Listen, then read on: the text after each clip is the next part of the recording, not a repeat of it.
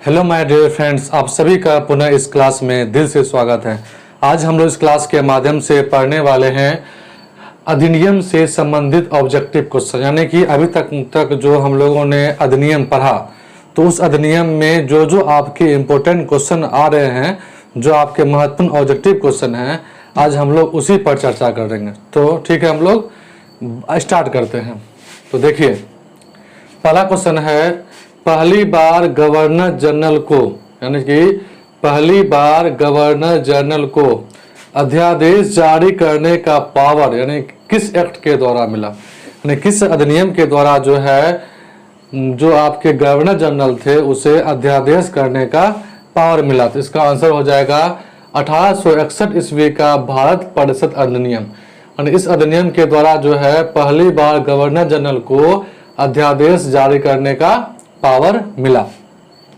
Question number next है, अध्यादेश की अवधि कितने दिनों की होती थी, यानी कि वह जो अध्यादेश जारी करता था उसकी अवधि कितने दिनों की होती थी। तो इसका आंसर हो जाएगा 6 माह, यानी 6 माह तक जो था अध्यादेश जारी करने का अवधि होता था। नेक्स्ट क्वेश्चन है, ईस्ट इंडिया कंपनी कब भंग हुआ, ईस्ट इंडिया कंपनी कब भंग हुआ। इसका आंसर होगा 1 जनवरी 1884 ईस्वी को ईस्ट इंडिया कंपनी भंग हो गई थी। और यह कंपनी किस एक्ट के द्वारा भंग किया गया था, यानी कि किस एक्ट के द्वारा इस ईस्ट इंडिया कंपनी को भंग किया गया।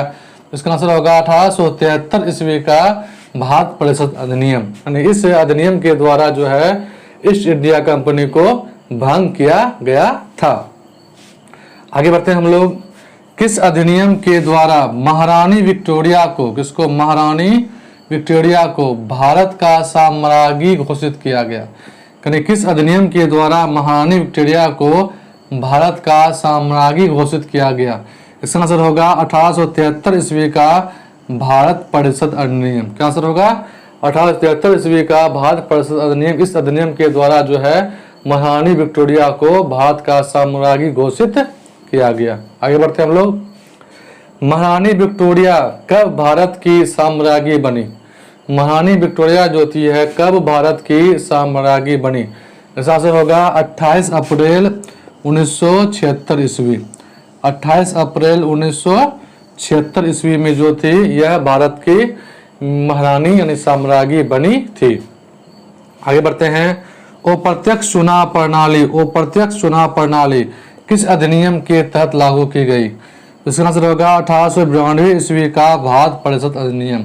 इस अधिनियम के द्वारा जो है अप्रत्यक्ष चुनाव प्रणाली लागू किया गया।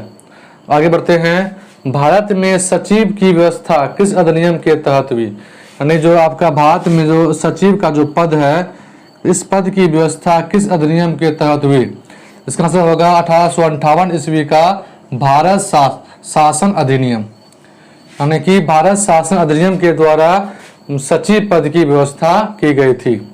आगे बढ़ते हैं, भारत के प्रथम वायसराय एवं अंतिम गवर्नर जनरल कौन थे। यानी भारत के प्रथम वायसराय एवं अंतिम गवर्नर जनरल कौन थे। इसका आंसर होगा लॉर्ड कैनिंग। क्या नाम होगा इसका, लॉर्ड कैनिंग जो थे भारत के प्रथम वायसराय एवं अंतिम गवर्नर जनरल थे। फिर देखिए, किस अधिनियम के द्वारा भारत में मंत्री पद की व्यवस्था की गई।